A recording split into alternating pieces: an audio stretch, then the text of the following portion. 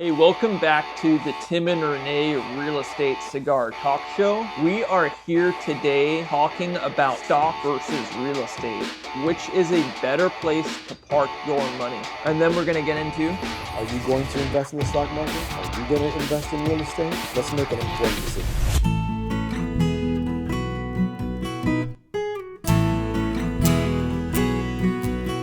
It's the Tim and Rene Real Estate Talk Cigar Show.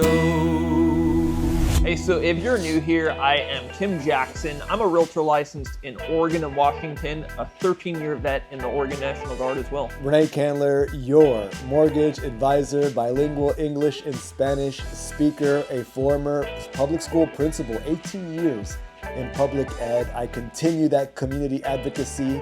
It's no longer your kid, it's your home. And that's exciting for me. The first topic we're going to get into is how to purchase a home. We're going to actually break down from a cost perspective, how much money are you spending on buying this home? We'll go off of $50,000. You got $50,000 sitting in your checking account. And $50,000, Tim, is a lot for a lot of people, but it is a limited amount. How do you create that limited amount into even a limitless potential?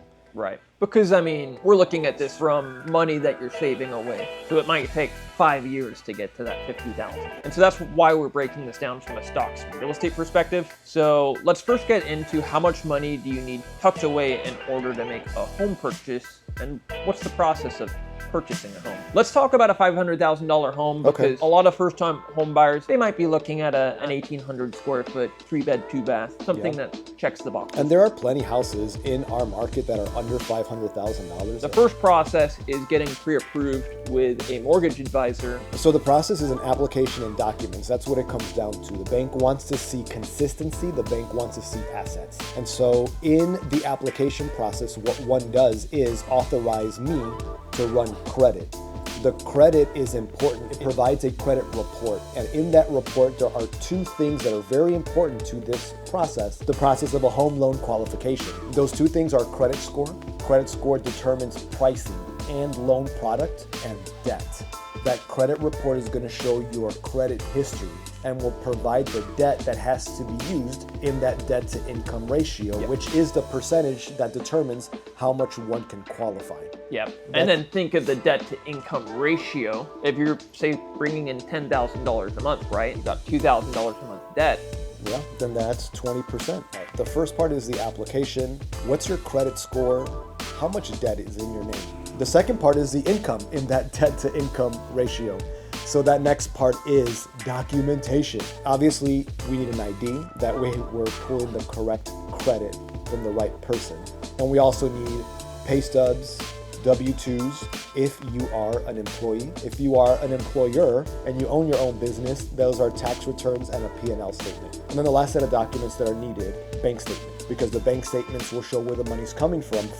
After the application and the review of the documents, that's when we set up a time to meet. I love to meet face-to-face. I also meet via Zoom. Whether it's face-to-face or via Zoom, we look at the entire picture. How does the system work? How does the credit system impact the mortgage system? What options do you have as a result? And then more importantly, how do we strategize so that we can get into a home in this market in a way that's cost effective and helps us feel not just that we won, but that we got ourselves into a nice home. You'd sit down with me, we'd get coffee, we would go over the parameters of what you're qualified for, and then we'd look at all the options of houses available. This is a step-by-step process of getting into the home. Tim, you get the fun part.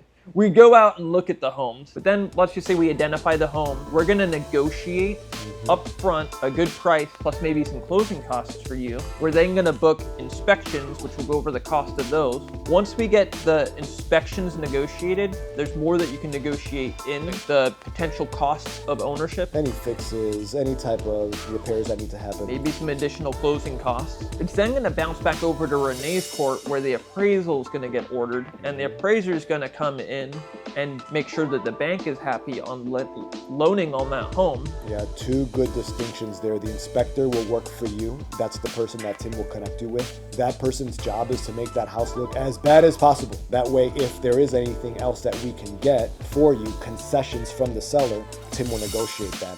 Where the appraiser essentially works to ensure that the home is worth the offer that you're putting in. Yeah, the appraisal is for the bank, the inspection is for you. And then you're gonna get all your closing documents, you're gonna get the final CD, and then you're gonna sign and get the keys. Now that is a very shotgun, like 2-minute version. When you sit down and get coffee, I'll give you the 30-minute to 1 hour, if there's questions, version of this is everything that goes into buying a home. It sounds very complicated, and there is a big flow chart that I use to break it down if you are purchasing. But once you're able to break it down, and you're going through the process, It's a super exciting process. It is. Here's a reminder, because at least in me and inside my body, and when I talk to people, they kind of agree with this. Nerves and excitement feel the same way inside. And so how then do you use your mind to control what you're actually feeling will help change whether it's a more nerve-wrecking situation or a more exciting situation. Yeah, and that does happen in real estate contracts where people will get so fear-driven that they're like, I'm running away from the groom, I don't want to commit to this.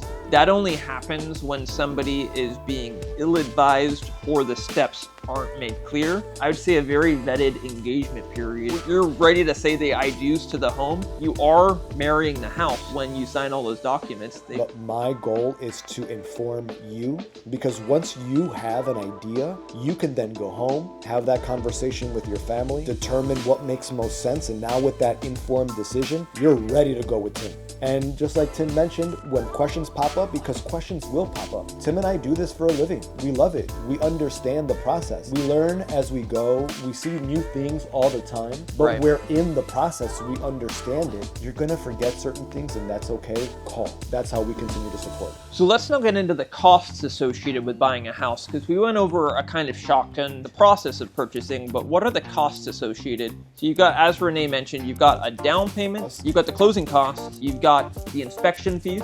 Yeah, I'll let you talk about the inspection fee. I'm gonna go real quick on this $500,000 home. Let's just use 5% for this example. $500,000 home, 5% down is $25,000. Correct. So that's $25,000 that's being required for the down payment, minimum $15,000. Closing costs on a $500,000 home, and this is an estimate, is around $10,000. So in total, the $25,000, that 5% down, and the $10,000 in closing costs is around $35,000. A general inspection is going to run about $500 to $600, but at 1% of the sales price, it could save you and negotiate a lot on your behalf. And you're going to know you're going to be getting into a good home where you're making a sound, solid decision on this fairly big purchase. But let's just say for this scenario that you're doing 5% down and we get the closing costs of $10,000 negotiated in either the upfront contract that we write, or we find stuff in inspections and we ask for $10,000 towards the closing costs in return.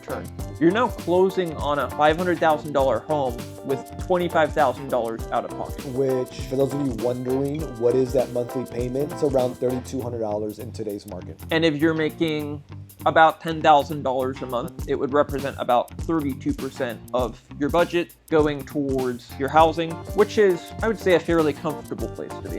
Tim, what do you mean by getting your closing costs covered? You're allowed up to, depending on the loan product you're using, Up to 6% in concessions, and I think that's the industry term that Tim's about to describe. So let's hear about what exactly is meant by concessions. yeah. So you have everything from escrow fees to an appraisal fee to your loan origination fee, and The costs of the process. right, it's the cost of doing business, but with the guidelines, you're allowed to get those costs covered by the seller. Up to 6% on a $500,000 home, one can get up to $30,000 in concessions. Which would then cover something like a 2-1 buy down. There's a lot of little secret tools that you can use that not a lot of people know about. And the 2-1 buy down is going to lower your rate by 2 entire percentage points for the first year. If I want to buy a $500,000 home and I'm going to put 5% down, that's $25,000 that I need. The closing costs are going to be around $10,000. So Tim, what you're saying is I need around $35,000.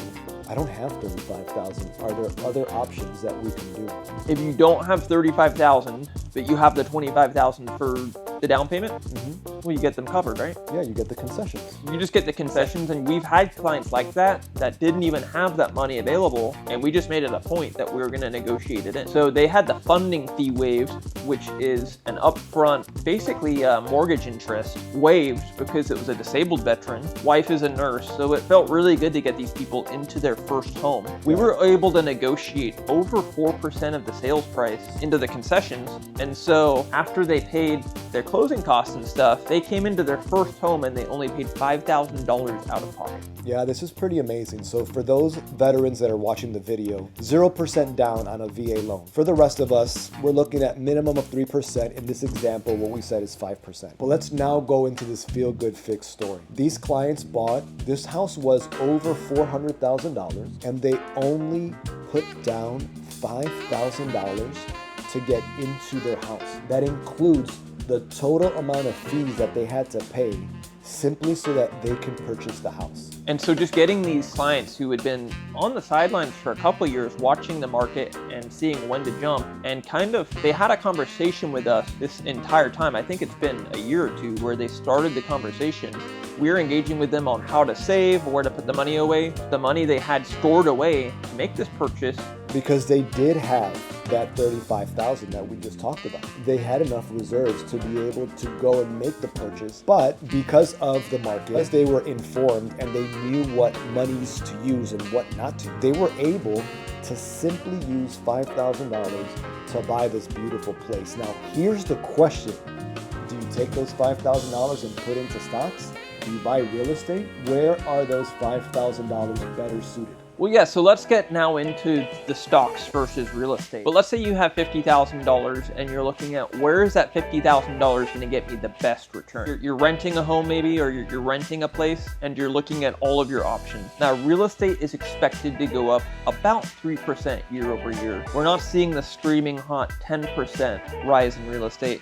But think about it as a leveraged ability to use this money and leverage it on a return. So let's say of that $50,000, you use half of it, $25,000 to go out and purchase a home. But let's say the example of putting $25,000 on a home on the down payment, you get your closing costs covered, and you buy a $500,000 house.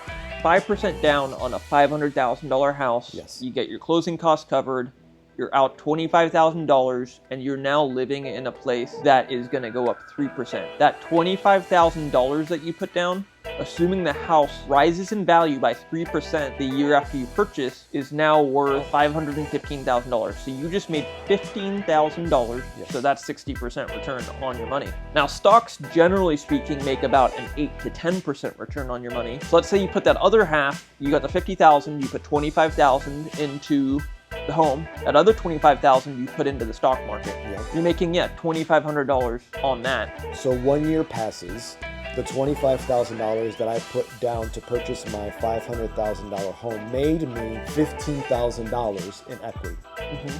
The $25,000 that I put into the stock market a year later made me approximately $2,500, considering a 10% growth. Right. And another great feature about having a mortgage is, let's say that your interest rate is 6%, you're able to pay the mortgage down and you're going to have a 6% guaranteed return on any additional payments you make towards your mortgage. So it's also a built-in savings account, but it's kind of like a game strategy. Like really any sport, you look at the game strategy and like, what are all the strategies available for me at this present point? Being put into that driver's seat is part of what owning real estate does, is it gives you a lot more avenues that are unlocked in order to create the financial freedom. Now, I'm not gonna say that the stock market's a bad place to put your money. I think the stock market is a great place. And so it's always going to be a balance. But before we even get to that balance, the reminder is, where's your mindset? Do you have the right professionals in front of you that you can trust, that you can ask these questions so that you can make an informed decision? Because if you can diversify, if I truly have $50,000, what I'm hearing today is I can take a portion of that, buy my house, and then diversify as well into the stock market or mutual funds. Yeah, exactly. And 90% of millionaires made their money off of real estate. And so the smart money, following the smart money, what the smart money does is kind of a good way to go. I mean, there's a lot of people right now that might be pointing their fingers and saying it's an unfair or it's not a right way of doing things. But then you have to sit down and ask yourself, where do you want to be for yourself in 30 or 40 years? If you're looking at this from your retirement goals, what age do I want to retire? Where do I want to be? Start making the smart decisions right now for yourself. But there are ways to unlock this market that's going to relieve tension from your everyday life and look at the numbers and say, okay, this is achievable. What you want to do is you want to find someone that prepares you and creates a plan with you. And this is conversations we've had with clients that started a year prior. So if you're thinking about making this move, just reach out down below. You can sign up for my deal of the week to start getting ahead and seeing real estate deals in your inbox. Subscribe so you can stay along through the journey. That's right. That's right. Sounds nice, right? Yeah. Just like this Rocky Patel Maduro sun-grown. Thanks for joining us. We hope to see you on the next video. Watch this video right above me next, and we'll see you on the next one.